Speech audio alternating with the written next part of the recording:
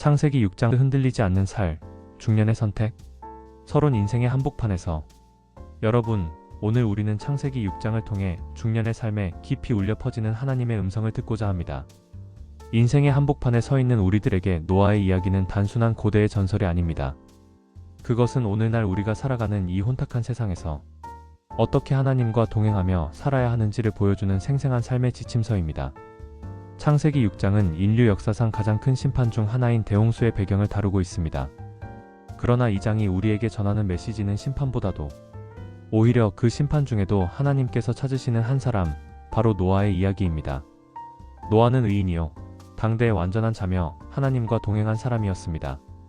일부 세상의 타락과 중년의 현실. 세상이 하나님을 떠날 때 하나님의 아들들이 사람의 딸들의 아름다움을 보고 자기들이 좋아하는 모든 여자를 아내로 삼았습니다.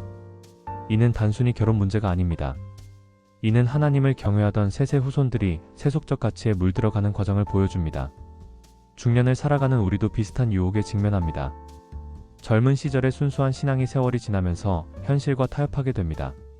성공을 위해, 안정을 위해, 자녀들의 미래를 위해 우리는 점점 하나님보다는 세상의 기준에 맞춰 살아가게 됩니다. 창세기 6장 5절은 당시의 상황을 이렇게 묘사합니다. 여호와께서 사람의 죄악이 세상에 가득함과 그의 마음으로 생각하는 모든 계획이 항상 약할 뿐임을 보시고, 이는 단순히 몇몇 사람의 문제가 아니었습니다. 전체 사회가, 전체 문화가 하나님을 등진 상태였습니다. 오늘날 우리가 살고 있는 세상은 어떻습니까? 물질주의가 팽배하고 상대주의가 진리를 대신하며 개인주의가 공동체를 파괴하고 있습니다. 가정은 해체되고 도덕은 무너지고 진리는 조롱받고 있습니다. 마치 노아 시대와 같은 상황이 아닙니까? 중년의 위기와 신앙의 시험. 중년이 되면 누구나 특별한 위기를 경험합니다. 청춘이 지나가고 체력이 쇠퇴하며 꿈과 현실 사이의 간극이 점점 벌어집니다. 자녀들은 독립을 준비하고 부모는 노쇠해 갑니다.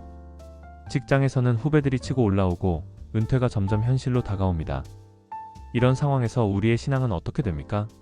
혹시 우리도 모르게 세상의 가치관에 익숙해져 있지는 않습니까? 하나님보다는 돈을, 영적인 가치보다는 물질적 성공을, 영원한 것보다는 일시적인 것을 추구하고 있지는 않습니까? 당시 세상은 하나님을 떠난 가인의 후손들은 말할 것도 없고, 그나마 경건했던 셋의 후손들까지도 점차 가인의 후손들과 함께 어울림으로 말미암아 온 세상이 타락했습니다. 이것이 바로 우리가 경계해야 할 점입니다. 처음에는 작은 타협이었지만 시간이 지나면서 전면적인 세속화가 일어날 수 있습니다. 이부 하나님의 마음과 아버지의 사랑. 하나님의 한탄하심. 창세기 6장 6절은 우리에게 충격적인 하나님의 모습을 보여줍니다. 땅 위에 사람 지으셨음을 한탄하사 마음에 근심하시고. 하나님께서 한탄하신다는 표현은 우리를 깊이 생각하게 만듭니다. 이는 하나님이 후회하신다는 뜻이 아닙니다. 하나님은 전능하시고 전지하십니다. 이는 하나님의 사랑하는 자녀들이 죄에 빠져 고통받는 것을 보시는 아버지의 마음을 인간의 언어로 표현한 것입니다. 중년에 접어든 우리는 이 하나님의 마음을 이해할 수 있습니다. 우리도 자녀를 키워봤습니다. 자녀가 잘못된 길로 빠져들 때 부모의 마음이 어떤지 압니다. 밤잠을 이루지 못하고 가슴이 미어지는 아픔을 경험해봤습니다. 하나님께서는 인간을 사랑하시기 때문에 그들의 죄와 타락을 보시며 아파하십니다. 하나님은 가장 좋은 아버지로서 자녀인 인간들을 깊이 사랑하십니다. 심판은 사랑이 없어서 하시는 것이 아니라 사랑이 너무 크기 때문에 하시는 것입니다. 그럼에도 불구하고 찾으시는 하나님. 하나님은 세상을 심판하기로 결정하셨지만 그 와중에도 한 사람을 찾으셨습니다. 바로 노아입니다. 창세기 6장 8절은 이렇게 말합니다. 그러나 노아는 여호와께 은혜를 입었더라. 그러나라는 말이 얼마나 소중합니까? 온 세상이 하나님을 떠났지만 그러나 노아는 다르다는 것입니다. 모든 사람이 악했지만 그러나 노아는 하나님과 동행했다는 것입니다. 이것이 바로 우리 중년 신앙인들이 붙들어야 할 소망입니다. 세상이 아무리 악해도, 사회가 아무리 타락해도 그러나 나는 하나님과 함께 걸을 수 있습니다. 그러나 우리 가정은 하나님을 섬길 수 있습니다. 3부 노아의 선택과 중년의 결단. 의인이라 일컬음받은 노아. 창세기 6장 9절은 노아에 대해 세 가지로 설명합니다. 노아는 의인이요, 당대의 완전한 자라. 그는 하나님과 동행하였더라. 첫째, 노아는 의인이었습니다. 노아가 의인인 이유는 노아에게 죄가 없어서가 아닙니다. 노아도 아담의 후손으로서 죄성을 가진 인간이었습니다.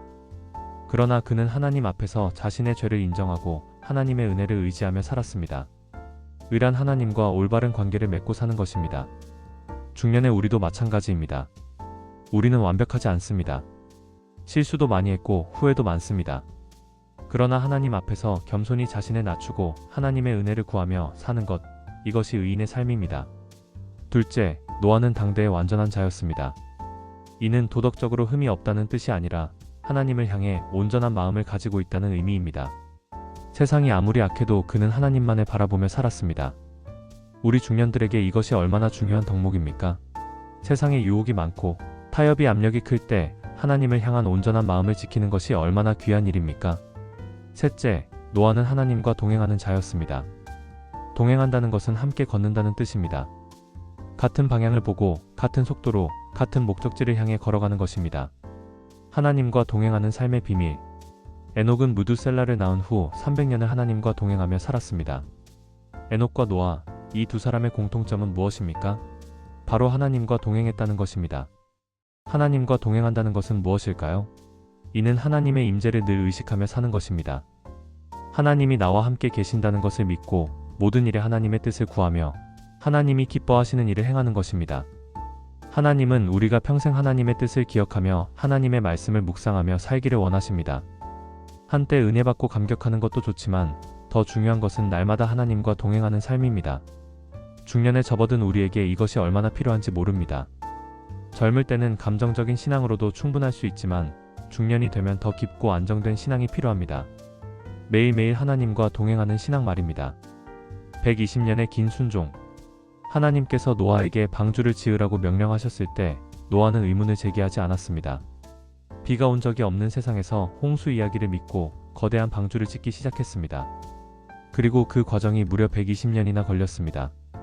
120년. 이것이 얼마나 긴 시간입니까? 젊은 시절에 시작해서 늙어 죽을 때까지 한 가지 일을 해야 했습니다. 그 사이 얼마나 많은 조롱과 비난을 받았을까요? 얼마나 많은 회의와 의심이 들었을까요? 그러나 노아는 포기하지 않았습니다. 120년을 견디게 한 힘이 바로 하나님과 동행하는 삶이었습니다. 매일 하나님과 교제하며 하나님의 약속을 믿고 하나님의 뜻에 순종하며 살았기 때문에 그 긴 세월을 견딜 수 있었던 것입니다. 우리 중년들에게도 이런 긴 순종이 필요합니다. 한순간의 감동이나 기적도 좋지만 더 중요한 것은 매일매일 하나님께 순종하는 삶입니다. 자녀를 키우는 것도, 가정을 지키는 것도, 직장에서 증인으로 사는 것도 모두 긴 순종이 필요한 일들입니다. 사부 방주 안에서의 은혜. 가족을 구원하신 하나님. 하나님께서 노아에게 주신 약속 중 가장 감동적인 것 중 하나는 그의 가족도 함께 구원하시겠다는 것이었습니다. 창세기 6장 18절입니다. 그러나 너와는 내가 내 언약을 세우리니 너는 내 아들들과 내 아내와 내 며느리들과 함께 그 방주로 들어가고. 노아가 자신의 가족을 끝끝내 구원의 자리로 인도한 비밀이 바로 하나님과 동행하는 삶이었습니다. 노아는 혼자만 의로운 사람이 아니었습니다. 그는 가정의 제사장으로서 자신의 가족을 하나님 앞으로 이끌었습니다. 중년의 부모들에게 이보다 더 큰 위로가 어디 있겠습니까? 우리가 하나님과 동행하며 살 때 하나님께서는 우리 가족도 함께 구원해 주십니다. 물론 각자의 선택과 믿음이 중요하지만 부모의 신실한 신앙이 자녀들에게 큰 영향을 미친다는 것은 분명합니다. 방주 안의 평안. 홍수가 시작되었을 때 세상은 절망과 공포로 가득했습니다. 그러나 방주 안은 달랐습니다. 바깥은 심판의 현장이었지만 방주 안은 은혜의 공간이었습니다. 하나님과 늘 동행하고 하나님께 붙어 있으면서 이 기간을 이겨내라는 것입니다.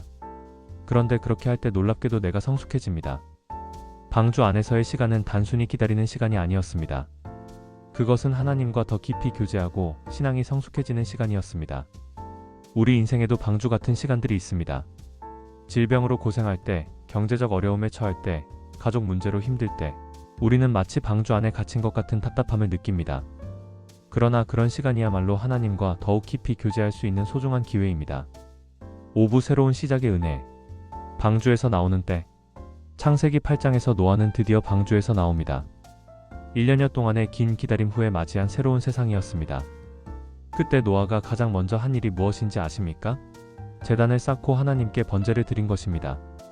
이것이 얼마나 아름다운 모습입니까? 새로운 시작 앞에서 가장 먼저 하나님께 감사를 드리는 것 말입니다. 노아는 살아남은 것에 대한 기쁨보다도 하나님의 은혜에 대한 감사를 먼저 표현했습니다. 중년의 우리들도 마찬가지입니다. 우리에게도 새로운 시작의 기회들이 있습니다. 자녀들이 결혼할 때, 새로운 직장으로 옮길 때, 은퇴를 앞둘 때, 손자 손녀를 맞이할 때 이런 모든 새로운 시작 앞에서 우리는 무엇을 가장 먼저 해야 할까요? 바로 하나님께 감사와 예배를 드리는 것입니다. 무지개 언약의 의미. 하나님께서는 노아의 제사를 받으신 후 다시는 홍수로 세상을 멸하지 않겠다고 약속하시며 무지개를 그 증표로 주셨습니다. 이 무지개 언약은 하나님의 신실하심을 보여주는 아름다운 증표입니다. 중년을 살아가면서 우리는 때때로 절망할 때가 있습니다. 세상이 너무 악해 보이고 미래가 불안해 보입니다. 그러나 무지개를 볼 때마다 우리는 기억해야 합니다. 하나님은 신실하신 분이시고 그분의 약속은 변하지 않는다는 것을 말입니다. 6부 오늘 우리에게 주는 교훈. 세상 속에서 구별된 삶. 노아의 이야기는 오늘 우리에게 분명한 메시지를 줍니다. 세상이 아무리 타락해도 하나님과 동행하는 사람이 있다면 하나님께서는 그를 통해 새로운 역사를 시작하신다는 것입니다. 결국 중요한 것은 하나님과 동행하는 사람이 되는 것입니다. 하나님이 좋아하시는 사람이 되는 것입니다. 우리가 살고 있는 이 시대도 노아 시대와 크게 다르지 않습니다. 물질주의와 쾌락주의가 팽배하고 도덕적 기준이 무너지고 있습니다. 그러나 바로 이런 때에 우리 중년 신앙인들의 역할이 중요합니다. 우리가 세상과 구별된 삶을 살 때 우리를 통해 다음 세대가 소망을 품을 수 있습니다. 우리가 하나님과 동행하는 모습을 보여줄 때 우리 자녀들이 신앙의 가치를 깨달을 수 있습니다. 가정의 제사장 역할. 노아는 단순히 개인적으로 의로운 사람이 아니었습니다. 그는 가정의 제사장으로서 자신의 가족을 하나님 앞으로 이끌었습니다. 120년 동안 방주를 지으면서도 그는 자신의 가족들에게 하나님의 뜻을 전했고 그들이 함께 순종할 수 있도록 도왔습니다. 중년의 부모들에게 이것만큼 중요한 사명이 어디 있겠습니까? 우리는 단순히 자녀들의 성공만을 위해 살아서는 안 됩니다. 무엇보다도 그들이 하나님을 알고 하나님과 동행하는 사람이 되도록 도와야 합니다. 이를 위해서는 우리 자신이 먼저 하나님과 동행하는 삶을 살아야 합니다. 자녀들은 우리의 말보다 우리의 삶을 보고 배웁니다. 우리가 진실로 하나님을 사랑하고 하나님의 말씀에 순종할 때 그것이 자녀들에게 가장 큰 유산이 됩니다. 인내와 소망의 신앙. 노아의 120년은 우리에게 인내의 중요성을 가르쳐줍니다. 하나님의 뜻을 이루어가는 일은 하루아침에 되지 않습니다. 특히 가족을 세우고 다음 세대를 양육하는 일은 더욱 그렇습니다. 중요한 것은 현재의 형편에서 하나님과 동행하는 삶입니다. 우리의 환경이 어떻든 우리의 상황이 어떻든 지금 이 순간 하나님과 동행하는 것이 가장 중요합니다. 중년이 되면 많은 것들이 확정된 것처럼 느껴집니다.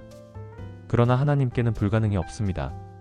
아브라함이 100세에 이삭을 낳았고 모세가 80세에 이스라엘을 이끌고 나왔으며 갈렙이 85세에 헤브론을 정복했습니다. 나이가 많다고 해서 시간이 늦었다고 해서 포기할 필요가 없습니다. 결론. 그러나 노아는. 사랑하는 중년의 신앙인 여러분, 오늘 우리는 창세기 6장을 통해 깊은 은혜를 나누었습니다. 세상이 아무리 악해도 시대가 아무리 타락해도 그러나 노아는 달랐습니다. 그는 하나님과 동행하며 살았습니다. 오늘 하나님께서는 우리에게도 같은 은혜를 베푸시기를 원하십니다. 우리 각자가 이 시대의 노아가 되기를 원하십니다. 세상과 구별된 삶을 살고 하나님과 동행하며 우리의 가족과 다음 세대를 하나님께로 인도하는 사람이 되기를 원하십니다. 인생의 한복판에 선 우리들에게 주님께서 말씀하십니다. 그러나 너는 나와 동행하라. 그러나 너는 내가 기뻐하는 자가 되라. 그러나 너는 내 가족을 내게로 인도하라. 노아가 120년을 견뎌낸 것처럼 우리도 마지막까지 하나님과 동행하는 삶을 살 수 있습니다. 노아가 새로운 세상의 시작이 되었던 것처럼 우리도 우리 가정과 공동체에서 새로운 시작의 역사가 될 수 있습니다. 마지막으로 우리 모두 함께 고백합시다. 세상이 어떻게 변해도 그러나 나는 하나님과 동행하겠습니다. 환경이 어떻게 어려워도 그러나 나는 하나님을 신뢰하겠습니다. 시간이 얼마나 걸려도 그러나 나는 하나님의 뜻에 순종하겠습니다. 이런 신앙을 가지고 살아가는 우리 모두가 되시기를 주님의 이름으로 축복합니다. 아멘.